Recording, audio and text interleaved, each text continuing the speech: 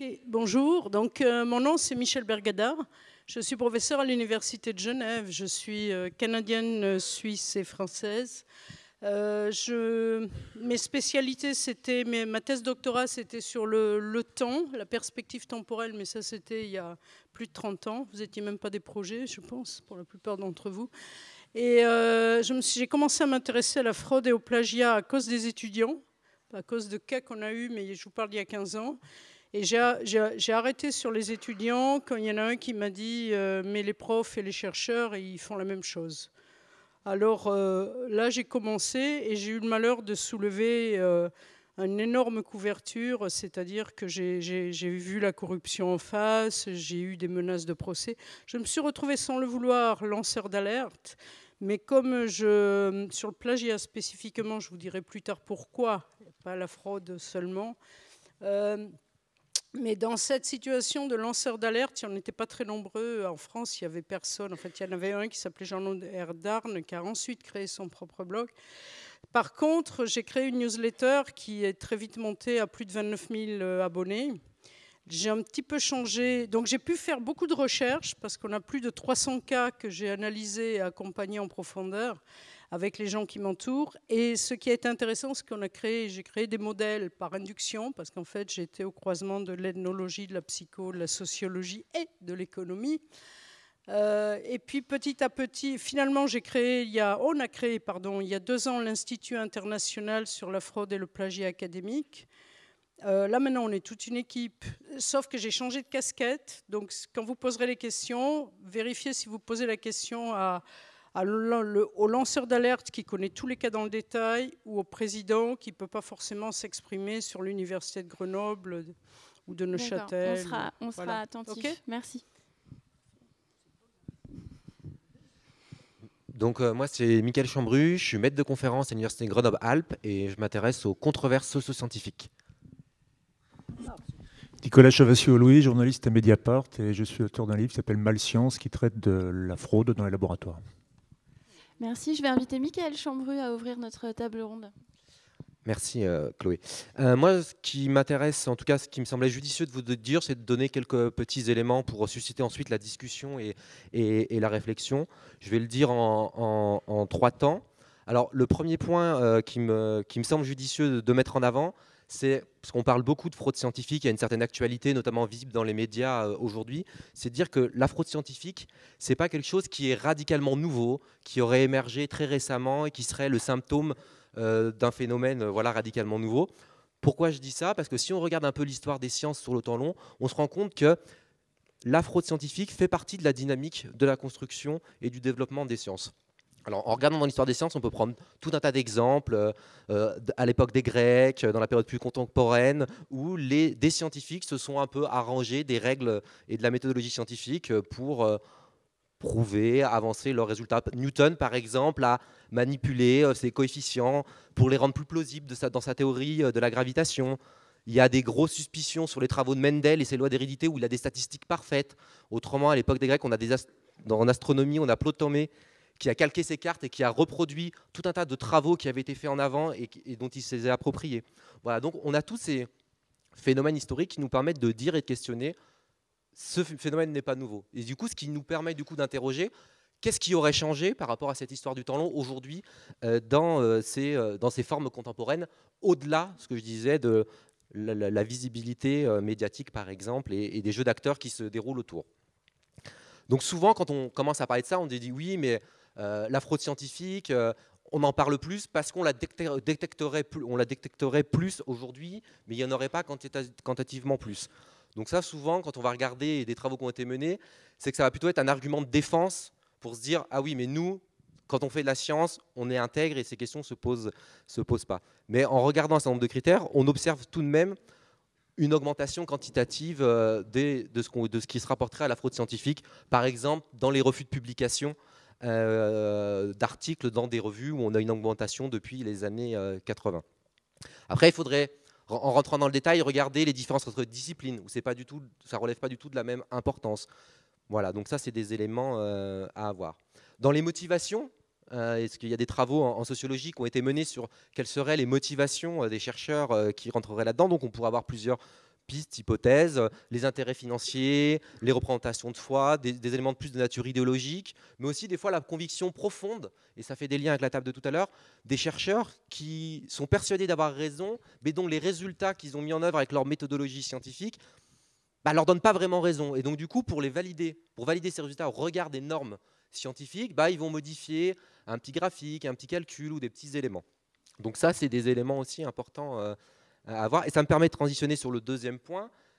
Un des intérêts dans une perspective sociologique de ce qu'est ou de ce que donne à voir la fraude scientifique, c'est qu'elle va révéler surtout le caractère symbolique de l'entreprise scientifique. Alors pourquoi on dit ça? C'est que dans tout le cas des fraudes scientifiques, la condamnation de ce qu'est ou de ce que serait la fraude scientifique relève de la communauté scientifique et des acteurs qui en gravitent, et peu ou pas de l'institution judiciaire, qui, quand souvent il y a des règles établies, une fraude, dans le système démocratique, on va être poursuivi.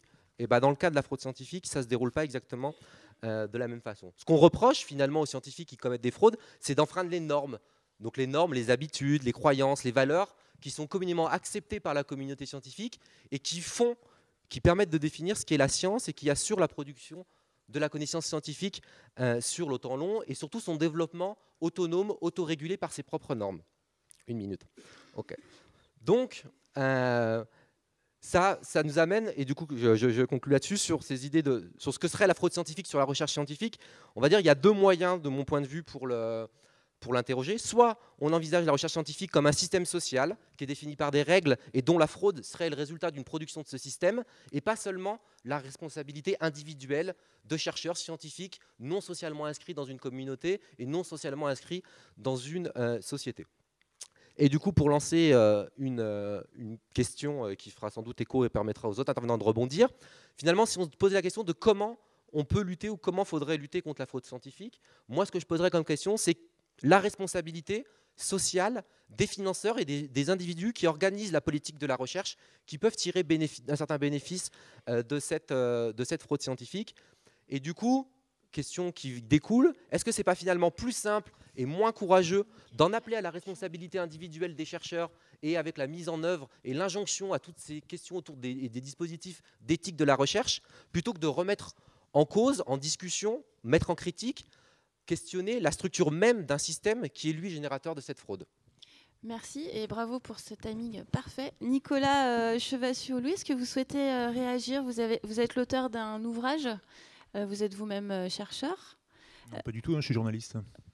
Vous n'êtes pas docteur en biologie? Si, mais c'était il y a 20 ans. Ah, vous avez fait un peu de recherche quand même. Est-ce que vous souhaitez réagir à ce qui vient d'être dit, et notamment à l'ouverture sur la question de savoir si la fraude est le résultat d'un système ou C'était quoi l'alternative qui a été proposée? La produite par un système ou finalement le fait d'individus peu scrupuleux?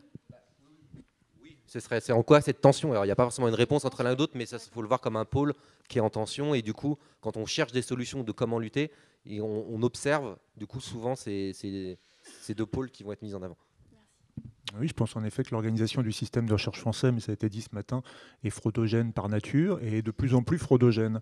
De l'instant où se développe le financement par projet et non plus le financement d'un laboratoire sur la durée, il y a une incitation à publier durant le temps du projet. Il y a même une incitation, ça a été dit ce matin, à décrire à l'avance ce qu'on va trouver. Par exemple, quand l'Agence nationale de la recherche, l'ANR, propose des appels d'offres, les chercheurs vont dire dans 3 ans je vais trouver ça, dans 4 ans ça, dans 5 ans ça. Donc évidemment, c'est un facteur profondément fraudogène. Le mode d'évaluation fondé, quoi qu'en disent les institutions, sur l'évaluation bibliométrique, c'est-à-dire on parlait ce matin des publications scientifiques, c'est-à-dire sur le prestige supposé des revues dans lesquelles les travaux sont publiés, est également profondément fraudogène. Ça ne va pas jusqu'à la situation des universités chinoises, où l'incitation fraudogène est encore plus forte, puisque la publication dans des revues dites les plus prestigieuses, Nature, Science et compagnie, est accompagnée d'une prime de salaire, $10 000 par an. Voilà. Alors en France, un petit peu à travers les médailles, mais c'est moins, disons, c'est moins net. Donc toute cette organisation fondée sur une évaluation permanente, et bien entendu, la recherche doit être évaluée, mais c'est une question de pas de temps. On n'a pas de raison de l'évaluer, par exemple, tous les ans. La recherche ayant besoin de temps pour se développer, doit pouvoir être évaluée plus, disons, tous les 4 ans, 5 ans, j'en sais rien. Mais cette idée de ralentir le mode d'évaluation et de le faire reposer sur des critères plus qualitatifs et plus quantitatifs me paraît apparaîtraient des mesures d'ordre institutionnel de nature à lutter contre le développement de la fraude. Je vous remercie. Michel Bergada. Oui, en fait, je suis d'accord, bien entendu. Il y a deux façons de prendre les problèmes. Je dirais donc j'ai commencé en travaillant au niveau individuel, tout à fait par l'autre bout, puisque c'était des cas individuels de personnes qui étaient victimes de fraude ou de plagiat. Donc j'ai fait toute une partie les 10 premières années. Ce qui impacte le système, c'est la corruption. Ce qui impacte, c'est-à-dire le classement de Shanghai, les systèmes de publication, ça impacte la corruption du système qui ne veut pas bouger. C'est pas parce qu'en France, on va mettre des référents saupoudres de référents intégrité qui viennent nous voir, mais qui n'ont aucun pouvoir, absolument pas, à part faire partir quelques règlements, que ça va changer les choses. Donc c'est pas par l'amont et par le global, je dirais, l'aspect sociologique qu'il faudrait le regarder, mais il faut aussi le regarder, même si je suis d'accord, mais c'est la corruption interne que ça génère. Le fait que quand il y a une fraude ou un plagiat, c'est couvert, c'est l'omerta. Au niveau individuel, et là je retombe parce qu'on m'a dit qu'il y avait une trentaine de profs de lycée, je reviens au niveau individuel avec cette question, comment devient-on un plagiaire ou un fraudeur? En fait, on devient un fraudeur ou un plagiaire quand notre métier jusqu'à la fin de notre vie, quand on est d'ailleurs des chercheurs, c'est comme un escalier. Et puis il y a un moment donné où la marche est trop haute, où vous pensez que ce que vous demande votre directeur de mémoire ou de thèse est trop important pour vous. À ce moment-là, soit vous l'avouez et vous dites « Ok, je ne suis pas fait pour le métier de chercheur ou de professeur », soit vous volez le travail de quelqu'un d'autre, vous trafiquez les données. Il n'y a pas de plagieur ou de fraudeur innocent. Je sais qu'il y a des tentations si on ne met pas des normes, ça on en parlera tout à l'heure. Si les normes ne sont pas explicites, pourquoi pas essayer quand on est ce qu'on appelle un bricoleur, comme était Étienne Klein par exemple, qui veut produire toujours plus, et qui voilà, se fait avoir à sa propre productivité. Mais ce n'était pas un fraudeur sciemment qui a fait, comme le tabagisme passif par exemple, une véritable fraude scientifique. On devient plagieur ou fraudeur à l'instant où, au lieu de regarder son objet de recherche, et de travailler son objet de recherche les yeux dans les yeux, quelles que soient les difficultés, et donc de produire une thèse ou un papier, on fait l'inverse. On se dit, qu'est-ce que le système s'attend à ce que je produise? Alors c'est là où je vous rejoins. Est-ce que le système s'attend à ce que je produise tel type de papier dans le mainstream, avec tel type de résultats, tant de papiers par an, ok, faisons du salami publishing. À partir de ce moment-là, on n'est plus chercheur, on est juste un acteur du système, on obéit à un système, et à ce moment-là, on va rétrograder. Donc en tout cas, et je termine là-dessus, tous les plagieurs, on les a suivis sur 30 ans, certains. Allez donc regarder ce qui s'est passé à Grenoble, allez regarder vers des endroits comme ça. On a découvert, en faisant des études longitudinales, que le fondement, la racine du plagiat ou de la fraude, c'était pendant les études de doctorat. La personne ne peut pas supporter, sa personnalité ne supporte pas d'être pas capable de faire quelque chose, alors elle s'octroie la personnalité de quelqu'un d'autre en volant ses écrits. L'écrit est une création personnelle, inaliénable des droits de la personnalité quand même. Elle s'octroie ce que la personne a fait pour se donner l'impression qu'elle est cette autre personne. Ça commence toujours par un patron de thèse négligent qui n'a pas vu la faiblesse de son doctorant. Et donc, je m'adresse aux professeurs de lycée, merci de nous les former au lycée, parce que la phrase que je viens de dire, vous pouvez leur dire au lycée, et ça va un peu les éveiller déjà. Je vais me permettre de raconter juste une petite anecdote au sujet de ce que vient de dire Michel. J'ai préparé il y a 20 ans de ça une thèse de neurobiologie dans un laboratoire de l'INSERM à Paris. Et dans ce laboratoire, donc pour rédiger une thèse, il y a une partie qui s'appelle Introduction, qui consiste à traiter l'état de l'art bibliographique. C'est un laboratoire qui travaillait depuis des années sur les questions d'épilepsie et développement cérébral. Eh bien, mon directeur de thèse me disait, mais pour l'introduction, tu t'occupes pas, tu reprends, tu recopies ce qu'ont fait les autres thésards avant. Et ça se faisait, et c'était l'usage. Et pourquoi je raconte cette anecdote? Pour deux raisons. D'abord, pour montrer l'évolution des mœurs académiques, c'est-à-dire ce n'était pas, mon directeur en question, c'est pas du tout une question de l'accuse, c'était l'usage. On recopiait de génération de thésards en génération de thésards les introductions. Donc d'une part, pour montrer l'évolution des mœurs académiques, et d'autre part, pour montrer que cette idée de recopier la partie introductive revenait à dire aussi qu'il y avait une culture de laboratoire, qu'il y avait un côté plus collectif. Finalement, c'était un état de l'art, chacun pouvait améliorer un petit peu, actualiser, etc. Mais il y avait une culture qui se transmettait de génération en génération, à l'opposé du mode justement très individualiste d'aujourd'hui, où le chercheur est seul ou entouré d'une petite équipe et non pas dans un collectif qu'est le laboratoire. Voilà, je voulais juste raconter cette anecdote. Merci, c'est une anecdote très très intéressante. Et alors, on va commencer à discuter avec vous. Et peut-être avant qu'on rentre, qu'on avance dans cette question de la publication, je voulais simplement vous inviter à, si parmi vous dans la salle, il y a des gens pour qui le système, et notamment le modèle économique des revues, de la publication scientifique n'est pas clair, n'hésitez pas aussi à poser des questions de contexte, parce que c'est important pour comprendre, je pense, une partie des données du problème qui nous est posé ce matin. Est-ce que quelqu'un souhaite intervenir, poser une question, faire une remarque? Oui, je vous en prie, c'était pour vous inviter à ne pas hésiter à le faire, mais ce n'est pas du tout une obligation.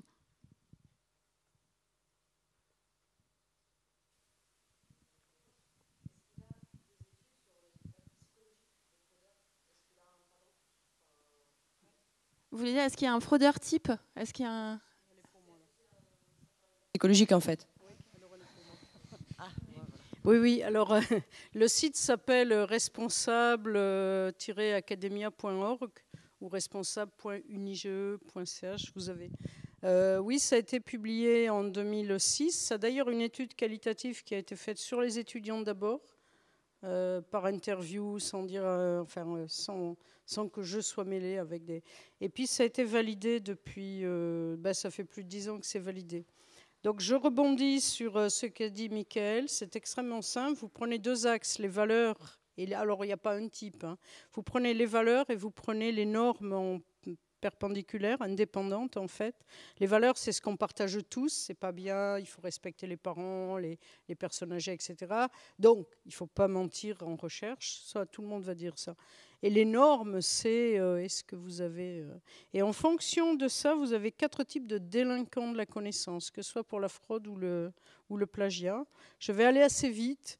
Le premier, c'est le fraudeur. C'est un individualiste. Quand il se fait prendre, il dit « Ok, j'ai joué au casino, tant pis, monsieur le recteur ou le président, signez-moi une lettre de recommandation, je vais changer de pays tout de suite sans vous faire d'histoire. » Si ce n'est pas lui, c'est son avocat. Il reconnaît, il joue toujours gros. Donc on en a dans la presse. Donc ça, c'est des gens totalement individualistes qui sont amoureux et qui sont très individualistes. Vous avez le manipulateur, vous en avez plein assis à côté de vous. Le manipulateur, c'est des gens qui sont amoureux aussi, ça se voit pas. Par contre, ce qui se voit, c'est qu'ils sont très disciplinés. Ils portent vos serviettes dans les congrès, ils veulent toujours être à la table du congrès, ils tiennent le site web de l'association, ils sont toujours oui. Quand ils se font prendre, ils nient immédiatement. Ça, c'est à ça qu'on les reconnaît. Donc je leur dis, mais là vous avez fraudé quand même, je l'ai sous les yeux, la preuve. Oui, mais vous ne le sauriez pas si je n'étais pas jalousée dans mon laboratoire. Mais j'ai la preuve, là, quand même, 200 pages. Oui, mais ce n'est pas juste parce que vous ne devriez pas le savoir. Voilà, c'est typique, le manipulateur. Et le problème, c'est qu'il a plein de copains. Donc quand je parlais de corruption du système, il a toujours plein de copains qui vont défendre à coups de menaces et à coups de centaines de milliers de francs pour faire taire les gens. Vous avez le petit tricheur que vous connaissez, qui n'est pas vraiment amoral, ça dépend de là où il est. On le reconnaît parce que lui ne s'exprime jamais. C'est toujours son mandarin ou son patron qui s'exprime à sa place. C'est quelqu'un de gentil, de timoré, qui fait exactement comme tout ce qu'on lui dit dans l'équipe, qui ne va pas remettre en cause. Il a changé depuis, je pense. Et puis, vous avez le bricoleur comme Étienne Klein. C'est le 4e type vraiment qui est pas vraiment immoral, qui est pas des fois moral, des fois amoral, mais qui est individualiste. Et donc bricoleur parce qu'il recrée de la connaissance à partir d'idées qu'il a prises ça et là, et effectivement c'est celui qui va tomber c'est Michael, qui va tomber à bricoler ces données pour que ces données collent à ça. Par exemple, un biologiste qu'on avait traité au Luxembourg, c'est un peu long, mais c'est parce qu'elle a posé. Vous posez, c'est bien de poser d'emblée une question comme ça, vous. Waouh! Un biologiste, il arrivait le matin, et ça rejoint, donc ça n'a pas tant changé que ça, ce qu'a dit Nicolas. Il arrivait le matin, il disait, bon, ben alors, la structure de l'article qu'on va écrire, c'est ça. Maintenant, trouvez les données, mettez dans la partie résultat, mettez les données que vous trouvez. Donc c'était plus qu'une incitation. Il disait, moi je sais comment publier, je fais la structure, je fais l'introduction, la question de recherche, mais vous garnissez. Donc c'est des bricoleurs qui petit à petit deviennent... et quand ils se font prendre, en général, ils ont une drôle de réaction, ils disent, mais je suis con, comment j'ai pu en arriver là? Après, leur avocat leur dit de nier, bien sûr, le lendemain, ils disent, j'ai rien fait.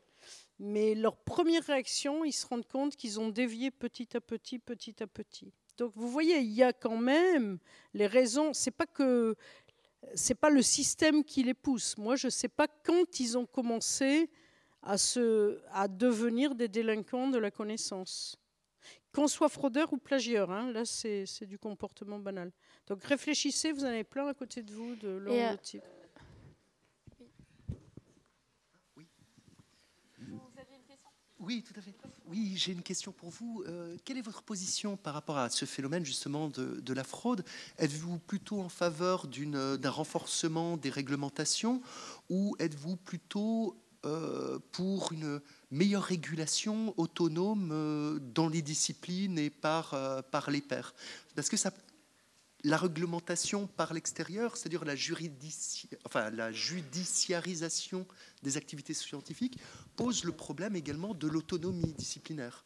Alors, il n'y a pas de solution parfaite, je crois. Hein, mais... Alors, qui souhaite répondre ? Il y a juste un mot sur la judiciarisation qui n'existe pas ou quasiment pas en Europe et qui existe aux États-Unis au nom d'une conception légale qui est tout à fait cohérente, qui est de considérer qu'une fraude scientifique équivaut à un détournement de fonds publics, dans la mesure où la recherche a été financée par des fonds fédéraux. Elle a utilisé, donc l'État fédéral finançait une recherche, on fait autre chose avec, donc c'est du détournement de fonds publics et c'est passible des tribunaux. Et donc il y a des chercheurs aux États-Unis qui sont en prison, qui ont pris 5 ans de prison pour cette réglementation. C'est une approche qui n'est pas suivie en Europe. Je vais laisser la parole à d'autres intervenants pour discuter de ça. Alors, là je prends donc ma casquette de l'Institut formel. Les problèmes que nous avons, très importants, je suis en France. Les problèmes que nous avons en France, c'est que, par exemple, c'est presque une fois par semaine qu'on a des plaintes, qu'on reçoit des demandes de médiation à l'Institut pour des fraudes, des thèses de doctorat qui ont été plagiées ou qui ont été fraudées. Le problème qu'il y a en France, c'est qu'il n'y a que le président d'université qui peut demander qu'il y ait une enquête interne. Deuxièmement, les universités françaises, c'est complètement tout et n'importe quoi. L'enquête interne, il n'y a pas de comité spécifiquement sur la fraude ou le plagiat. On traite aussi bien la rubrique du chien écrasé, du viol derrière un couloir, que de la fraude ou du plagiat. Donc et puis vous avez des représentants syndicaux. Voilà, tout ce qu'il n'y a que la France pour inventer. Donc le problème qu'il y a, c'est que ça dépend complètement du président en tant qu'individu de décider ou pas. Et 9,9% des fois, il dit trouvez des plaignants et allez en cours. Et je fais le lien. Trouver des plaignants, allez en cours. Quand vous avez, comme dans une thèse que Jean-Noël Derd avait suivie, 19 personnes plagiées, qu'est-ce que vous voulez faire? Quand vous avez des auteurs morts, quand vous avez des données qu'on ne retrouve pas. Donc la Cour ne veut rien savoir déjà de la fraude scientifique. Donc là, je conçois, je suis d'accord. Donc il y a un vide absolu en France, et en général on dit il faut que ça retombe sur les bonnes pratiques. Donc ce qui a été inventé en France il y a 2 ans, il est très bien, c'est le rapport Corvol qui a demandé qu'il y ait ils ont demandé de mettre en place une commission avec des référents intégrité. Mais ce qui est très particulier en France, c'est que les référents intégrité ne traitent pas les cas individuels. Donc vous me suivez.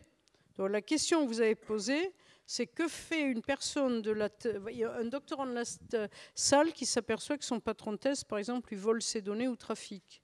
À qui il s'adresse? Où est-ce qu'il fait? En général, il s'adresse à nous, ce qui est aberrant, parce qu'on n'a aucun pouvoir juridique non plus. Dernier élément, le plagiat, qui est un vol à la société, théoriquement, parce que c'est tromper tous les lecteurs, n'est pas considéré comme une fraude au pénal. Ça ne peut être considéré que comme une fraude au civil. C'est-à-dire qu'il faut qu'il y ait un dépôt de plainte. Et là, j'en arrive au nœud du problème. Vous êtes un jeune doctorant, on vous vole votre travail, on vous ruine votre carrière. Le procès, s'il y en a un, ça sera 7 ou 8 ans après. Entre-temps, vous aurez, je tombe sur la corruption, vous aurez tous les amis de votre agresseur ou agresseuse qui vous aurez sur le dos et il ne se sera rien passé. Voilà, donc là encore une fois, c'est une question. J'avais une réponse parce que tout à l'heure à madame, parce que c'est une réponse de chercheurs, on a pu le valider sur des centaines de cas, mais là on est en sentiment d'impuissance totale.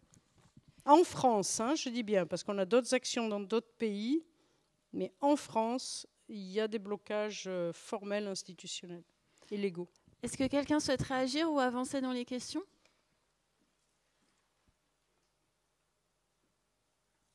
Oui.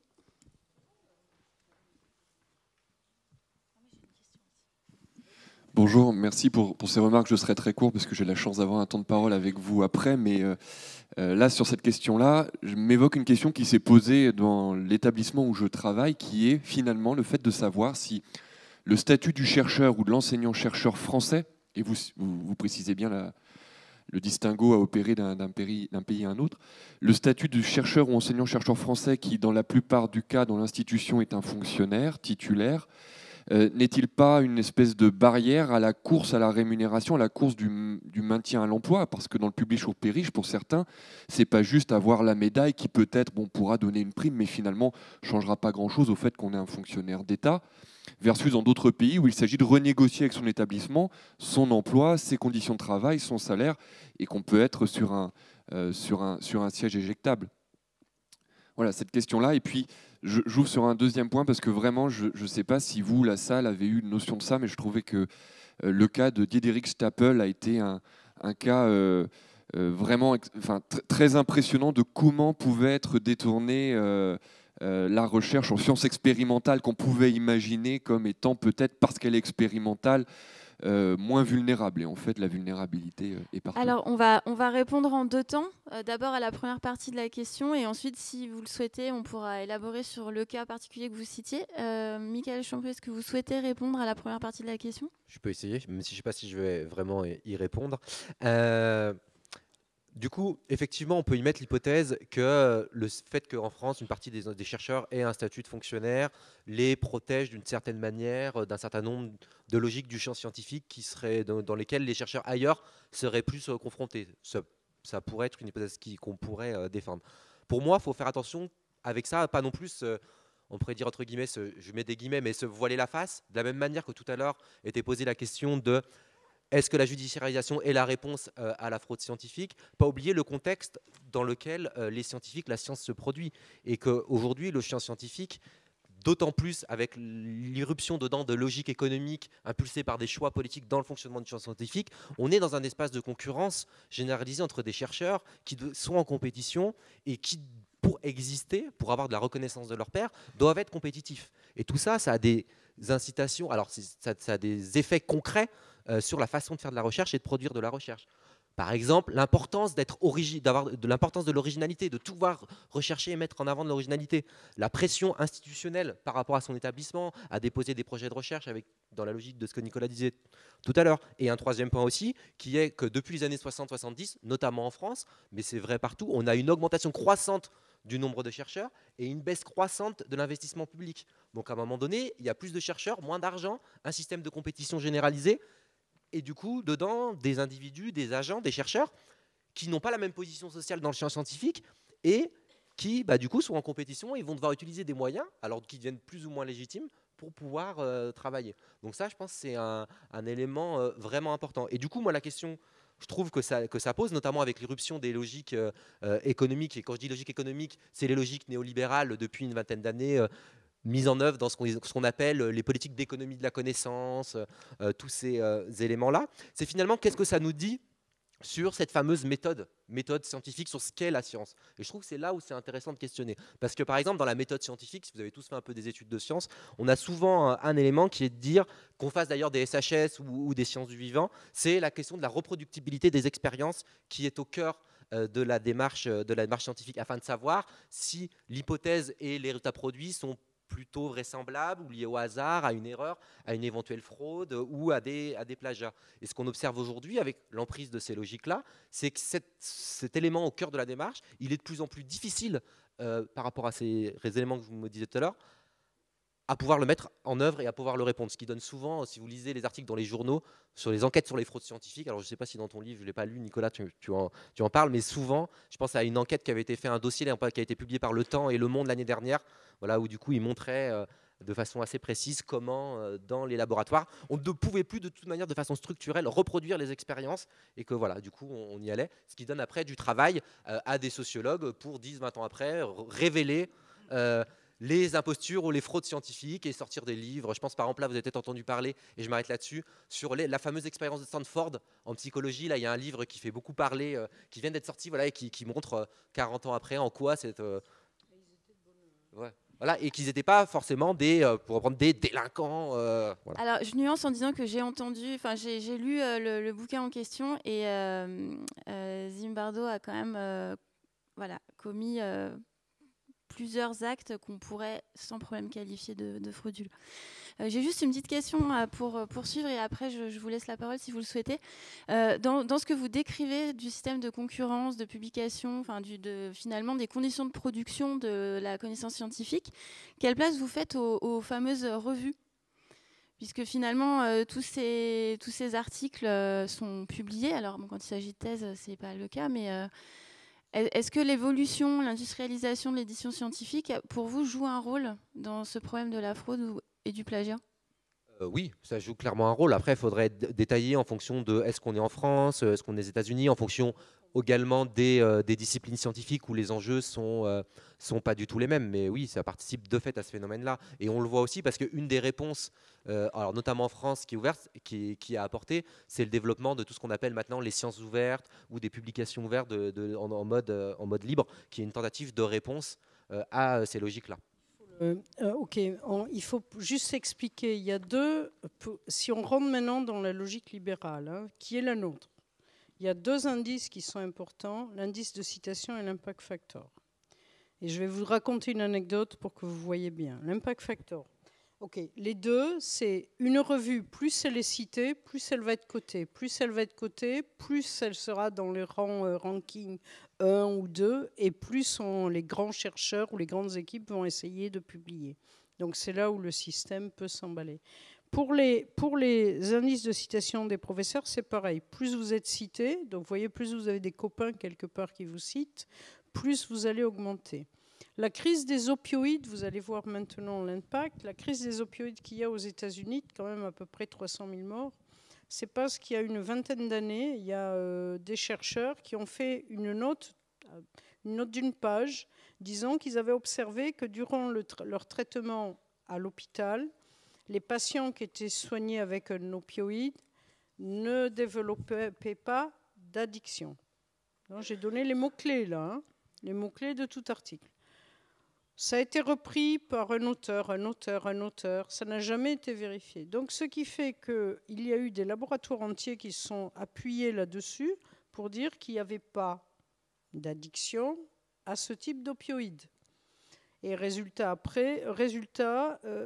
des chercheurs ont décidé de remonter comment ça se fait qu'une telle aberration ait pu voir le jour. Et ils se sont aperçus que cet article qui avait été cité, mais au-delà du raisonnable, donc un impact de citation énorme, tenait en une page, ne parlait d'un contexte extrêmement spécifique, c'était la durée à l'hôpital, et que ça avait été généralisé par des auteurs pressés qui recopiaient cette fois, comme disent certains patrons de thèse, mais ce n'est pas la peine de tout lire, il suffit de prendre dans la bibliographie les articles les plus souvent cités. D'accord, ça fait gagner énormément de temps.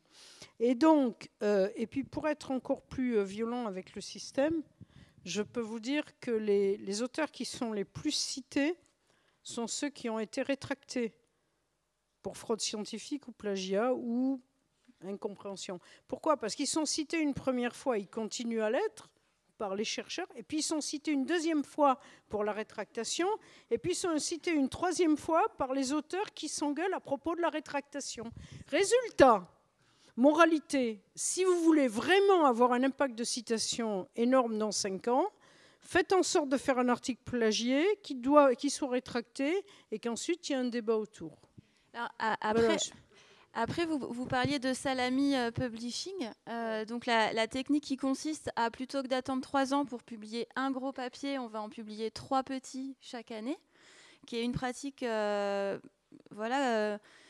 sciences biomédicales, par exemple, c'est quelque chose qui se fait beaucoup parce qu'il faut financer en fait la recherche. Est-ce que c'est pas ça aussi qui fait beaucoup de rétractation? Parce qu'on voit que les sciences biomédicales, par exemple, ont un taux de rétractation très élevé par rapport à d'autres disciplines. Et ce qu'on dénonce, ce qui est souvent pointé, c'est la rapidité de publication plus que la fraude, plus que l'intention frauduleuse. Non, il y a toujours intention, là, arrêtez avec ça. Quelqu'un qui fait du salami publishing, c'est un opportuniste qui sait parfaitement que c'est pas ce qu'il devrait faire. Si vous voulez aider le lecteur, il ferait c'est vraiment le jeu de je publie toujours plus avec tu mets mon nom sur cet article, j'y travaille pas, mais je mets ton nom sur cet article. Et donc, c'est des démultiplications comme ça. Et au passage, en France aussi, toutes les business schools donnent des augmentations de salaire à la publication. Le système est bien. Polytechnique aussi, en fait. Le système est arrivé en France.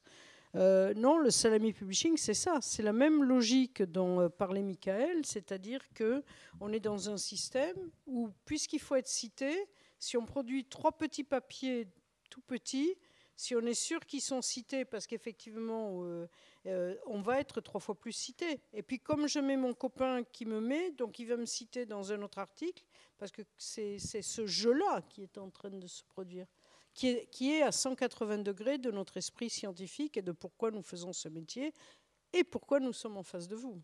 Est-ce qu'il y a des chercheurs dans la salle? Je voulais juste éventuellement demander aux chercheurs, alors après votre question, de réagir à ce que vous décrivez comme un communautarisme quand même assez fort. Alors c'est mon mot, c'est pas le vôtre.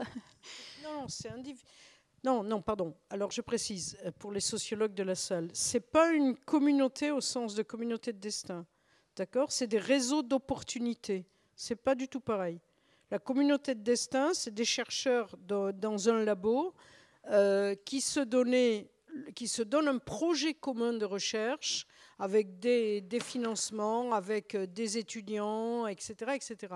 Les réseaux d'opportunités, c'est je prends les bons coups là où ils sont. C'est tout. C'est pas du tout c'est pas une communauté, c'est des réseaux d'opportunités. Je vais vite, je fais bien, je suis individualiste, j'ai un copain qui est tout aussi individualiste que moi. On va tirer le jackpot, si je le cite, qu'il me cite, qu'on se cite, qu'il trouve un troisième. Non, c'est des réseaux d'opportunités. D'accord, je vous remercie pour la nuance. Votre question ?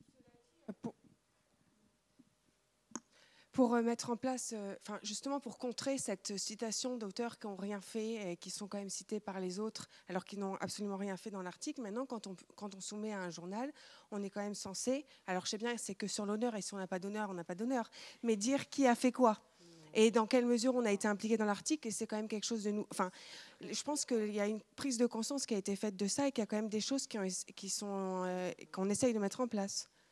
Alors c'est peut-être dans quelques journaux de quelques disciplines, mais ce n'est pas du tout une pratique généralisée. Il n'y a aucune science humaine qui fait ça. Oui. Il n'y a aucun... non, c'est peut-être... On le voit dans certains journaux de biologie, mais qui sont aussi du top niveau. C'est une manière des petits moyens de contrer. Ok, ce que je voulais rajouter, juste un petit truc, c'est qu'imaginez-vous que les éditeurs, ça les amène, les éditeurs, ça les intéresse pas du tout, je fais un lapsus linguistique, mais ça les intéresse pas du tout d'une rétractation. Donc en fait, ils sont pleins de mauvaise volonté quand vous leur amenez un cas. Et quand c'est un cas d'un pauvre plagiaire isolé, qui n'a pas de pouvoir, etc., français contre un éditeur américain, vous oubliez. Il faut vraiment y aller de toute la force de l'Institut pour le soutenir. Parce qu'une rétractation d'article, c'est toute la chaîne qui est impactée. Il faut le retirer, il faut faire une annonce de l'éditeur qui s'excuse d'avoir été négligent, de ne pas avoir fait le truc, etc. Donc c'est très gênant pour tout le monde. D'accord? Donc, les éditeurs, ils ont quand même un organisme qui s'appelle COPE, C-O-P-E, où ils essaient de mettre en place des réglementations, que faire quand on a des demandes pour être éthique.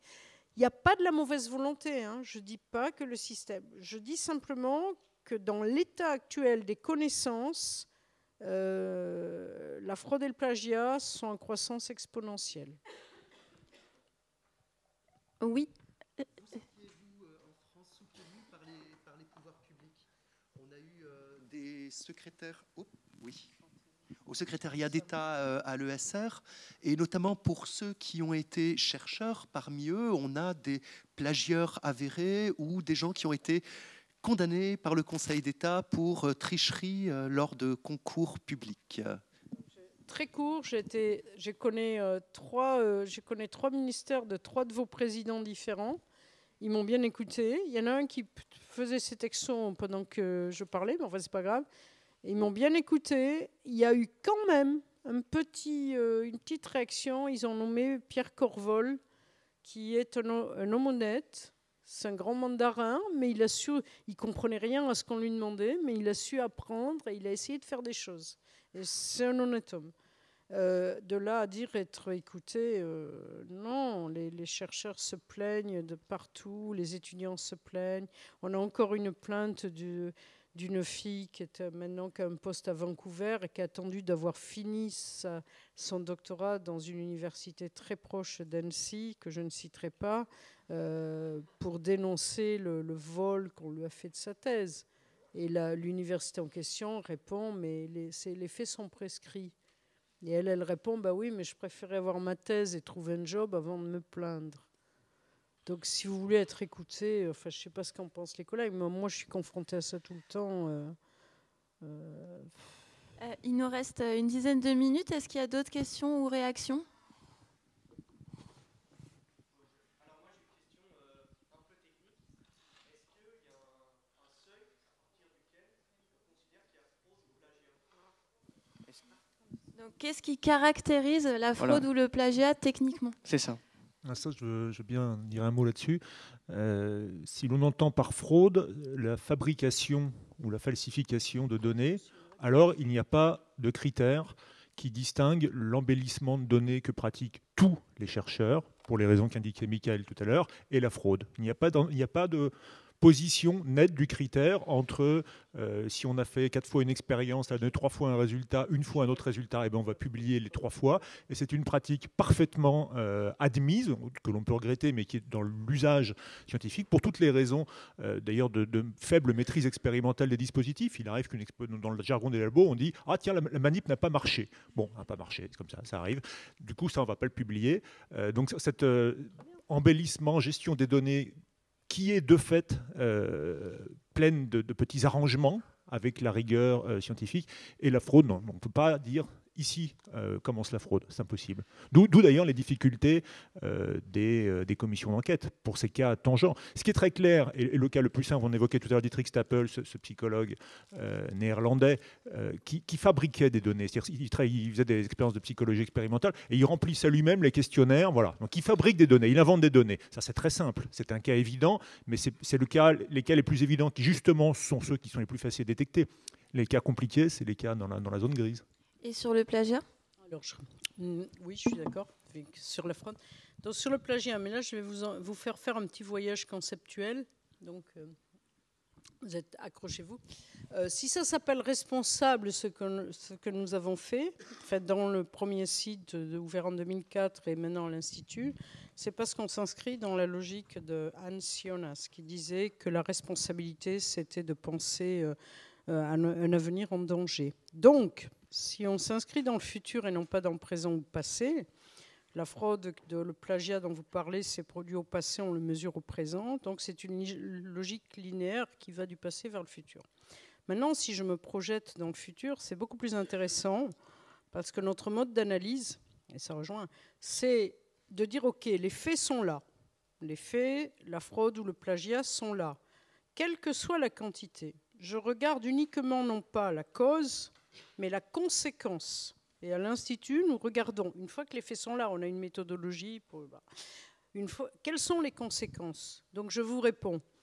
La première, on en a 10 conséquences et on coche combien il y en a, et puis on coche la gravité à l'intérieur. Je vous donne un exemple sur la toute première conséquence, c'est le vol de la personnalité d'autrui au travers de plagiat. Imaginez que vous soyez un directeur de thèse et que vous voliez 4 lignes, mais en mathématiques par exemple, les 4 lignes essentielles de la démonstration d'un doctorant. C'est sa vie que vous lui volez. Imaginez l'inverse. Le doctorant, il est en train de voler un chapitre entier d'un livre de son professeur, 100 pages, qui est bien établi. Est-ce que ça atteint la personnalité du directeur? Est-ce que ça va l'empêcher de vivre? Non. Donc, d'un côté, vous avez comme conséquence d'un plagiat de 4 lignes quelque chose de fondamental, et de l'autre, non. Voilà. La deuxième conséquence qu'il faut que vous voyez, c'est que quand on parle d'intentionnalité, pourquoi le plagiat est fascinant? Le plagiat est fascinant d'abord parce qu'il est documenté, contrairement à la fraude. On a tout, on a même les échanges de mails. Donc, on a sur chaque cas, il y a 200 pages. C'est comme les textos de du type qui est en prison là. C'est pareil, c'est documenté. Mais c'est pas ça. Tout le monde me dit, mais pourquoi le plagiat? La fraude, on peut retrouver, mais le plagiat. Depuis l'aube de l'humanité, la civilisation progresse parce que nous donnons à ceux qui nous suivent la chance de retrouver nos données ou les textes, de refaire leurs propres hypothèses et de trouver des voies que nous n'avons pas vues. Et là, je rejoins. Sur le plagiat, c'est la même chose. Si vous coupez la ligne du passé à ceux qui vous suivent, si vous les empêchez d'aller voir la source, si vous ne leur dites pas « c'est là où j'ai trouvé mes données, c'est là où j'ai trouvé mes écrits », ça veut dire que vous coupez le lien de la civilisation et du savoir. C'est un acte, au niveau méta, le plus important et le plus grave qui soit, parce que c'est celui qui lie tous les chercheurs qui nous ont précédés et tous ceux qui nous suivront. Vous comprendrez ? Donc on ne peut pas, j'espère avoir répondu à votre question à partir de quelle quantité. D'accord ? Ce qu'il faut voir, c'est que toute notre connaissance repose là-dessus. C'est tout. Alors après, des conséquences, il y en a 10. Il y a par exemple la réputation de votre établissement. Est-ce qu'un étudiant qui vole une thèse met en danger la réputation de son établissement, alors que le vice-président d'une université qui ne vous est pas très éloigné, recherche et relations internationales, qui se fait prendre pour plagiat durant 30 ans, ça peut quand même nuire à la réputation de l'université en question. Elle méritait peut-être d'être mise effectivement à la retraite fissa. Donc, si vous voulez, on mesure les conséquences. Et en fonction des conséquences, on va proposer, l'Institut ne fait que proposer, des mesures de réparation et non pas de sanction. On n'a pas le pouvoir de sanctionner, nous, vous êtes d'accord ? Mais si vous devez retenir une seule chose au niveau individuel, si, mon Dieu, les présidents d'université m'entendaient, s'il y en avait un dans la salle, c'est demandez-vous les conséquences de ce que vous faites et ne faites pas pour le futur. Et quand on est chercheur, et quand sciemment on masque les données, on masque ses sources, on masque l'auteur à qui on a repris des mots, ça veut dire qu'on est en train de couper le lien de la connaissance. Il n'y a pas plus grave. Il n'y a pas plus grave.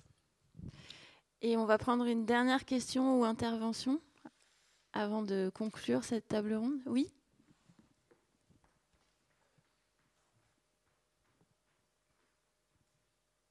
Je voulais juste commenter sur... vous disiez qu'il y a pas mal de chercheurs qui volent un peu à gauche, à droite, qui mettent leur nom sur les publications auxquelles ils ont participé. Mais je trouve que ce n'est pas forcément toujours négatif. Par exemple, moi, je suis en thèse et j'ai rejoint une énorme collaboration où on est des milliers dans la collaboration. Et comme les articles importants sont... Le nom de chaque chercheur apparaît, il n'y a pas de problème de rétention d'informations ou de... Enfin, toutes les informations circulent et ça permet à tous les laboratoires de bien collaborer entre eux.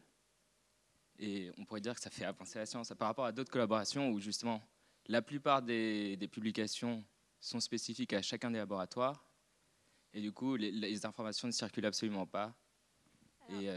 Excusez-moi, je vais pour aussi mon confort personnel, je vais essayer de comprendre si la question que vous posiez, c'est pas de savoir si finalement le fait d'être signataire d'une publication permet d'avoir accès aux données. C'est ça, ce qui n'est pas possible si vous n'êtes pas signataire. Un commentaire, c'était que c'est pas toujours mal que beaucoup de gens... Mais du coup, pourquoi c'est pas toujours mal? C'est ça que j'ai pas compris. Parce que oui, voilà, c'était ce que vous vouliez dire, je pense. C'était il n'y a pas de compétition entre chacun des laboratoires de la collaboration pour publier le plus vite un article qui sera impressionnant ou qui fera plein de choses. Et de la physique, c'est ça? Ouais. Vous êtes sur Virgo, non? Oui, c'est possible. Ok, la physique. C'est les cas très particuliers. La physique, vous parlez des spécificités des champs disciplinaires. La physique a cette pratique de la signature collective. Les articles sont même parfois signés d'un laboratoire et non pas d'un individu.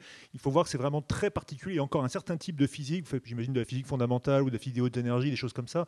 Les mœurs de publication en matière de sciences médicales ou de biologie sont complètement différentes. En matière de sciences humaines, sont encore différentes. Disons qu'il y a des traditions disciplinaires de la manière de publier. La physique, par exemple, repose beaucoup sur les pré-publications avec Archive, par exemple. C'est vraiment un domaine très particulier et je pense plutôt plus vertueux du point de vue de la qualité du savoir scientifique que d'autres. Je fais une parenthèse pour dire à celles et ceux qui l'auraient pas en tête qu'Archive, c'est la première plateforme de dépôt de publication en libre accès, qu'elle a été créée à la fin des années 80 par la communauté des physiciens et qu'il y a un bioarchive qui a ouvert il y a quelques temps. Enfin, voilà, mais ils sont vraiment pionniers dans l'idée de partager du libre accès, c'est-à-dire de l'accès non payant aux données de la recherche. Je vous laisse le mot de la fin et après il faudra qu'on se dise au revoir. Enfin, j'ai pas de mot de la fin parce que vous avez posé quand même des questions qui étaient les questions qui ont été posées nous ont amené effectivement à un haut degré de réponse, je pense. C'est pour ça que c'est important d'interagir. Donc vous allez sur le site, moi j'ai rien d'autre à dire si vous voulez contribuer. Si vous voulez savoir ce qu'on fait à l'Institut, qui est voisin, donc à l'Université de Genève, je vous ai amené des flyers de présentation. Non, moi j'ai rien à dire d'autre. Simplement, je suis convaincue. On peut aussi répondre à la question de monsieur sur la physique en disant quelle est la conséquence. Si vous raisonnez en termes de conséquences sur le futur, la pratique que vous donnez est bonne. Ce que nous avons toujours dit, c'est dans les conséquences, c'est les pratiques, c'est quand on rajoute, et je l'ai presque fait, je ne l'ai pas fait finalement, mais je rajoute sur un article un pauvre doctorant qui est un peu là, qui rame, en me disant que ça l'aidera à trouver un job et au moins il aura une publication au bout de 3 ans sur son CV. Et c'est moi, professeur, qui ne suis pas honnête, parce que par sympathie, je mets le nom de cette personne. Cette personne, ensuite, elle va se vanter, enfin, elle va avoir ça sur son CV et je trompe la communauté. Vous voyez? Donc, c'est des questions qu'on doit toujours se poser. La vraie responsabilité en tant que scientifique, c'est dans ses écrits, dans ses pratiques, mais même dans sa relation aux autres. C'est se demander si vraiment en voulant rendre service au jeune étudiant qui est là, on ne rend pas service. Et on ne lui rend même pas service à lui, parce qu'il n'est peut-être pas fait pour ce métier. Quand je vous dis, et je boucle avec ce que je disais sur les marches d'escalier, incitons plutôt nos étudiants à reconnaître que s'ils n'ont pas, ou ils ne peuvent pas franchir cette marche-là, ils seront certainement géniaux ailleurs. Mais qu'ils arrêtent là, qu'ils n'essayent pas d'être malheureux toute leur vie, comme cette pauvre vice-présidente d'une université voisine d'Annecy, qui a fait ça 30 années de sa vie, 35 ans. Vous imaginez comment elle vit ? Moi, j'imagine pas. Je veux dire, la pauvre, ça va être très dur. Michael Chambru, vous souhaitez apporter un dernier élément pour finir sur un questionnement que j'aurais envie de vous soumettre. Une question aussi qu'on peut se poser, ou en tout cas pour réfléchir à cette question, au-delà, c'est ce qu'on l'a eu dans certaines interventions, mais on va dire au-delà du positionnement moral ou en termes de valeur du c'est bien ou c'est mal la fraude scientifique, qu'on a très souvent dès que cette question émerge. La question aussi qu'on peut se poser, y compris si on veut chercher des réponses, c'est aussi de se dire qui a intérêt à cette fraude scientifique. Alors là, on a vu dans la discussion qu'il y avait des individus, voilà, des chercheurs qui pouvaient avoir un intérêt personnel, mais aussi on peut se questionner qui d'autre. Alors, il y a eu évoqué aussi les revues, ce que disait Michel, mais aussi on peut s'interroger aux acteurs extérieurs au champ scientifique qui ont un intérêt là-dedans. Et là, par exemple, on pourrait avoir les industriels qui produisent de la connaissance scientifique et qui produisent de la connaissance scientifique pour produire ce qu'on appelle la production de l'ignorance. Voilà, donc du coup, ça nous permet aussi d'aborder la question un petit peu différemment. Et je finis sur un des autres retentissements qu'a aussi la fraude scientifique et sa visibilité, c'est que d'une certaine manière, on pourrait y mettre l'hypothèse que ça rend service, que c'est utile à la communauté scientifique. Pourquoi? Parce que ça lui permet de retisser ses liens, de remettre en avant sa spécificité et de remettre en avant les normes de la science, les normes scientifiques. Voilà, donc ça c'est un peu pour conclure. Je trouve que on peut aussi retourner l'intérêt de dire finalement la fraude scientifique, elle est utile et elle est nécessaire à la dynamique de la science sur le temps long.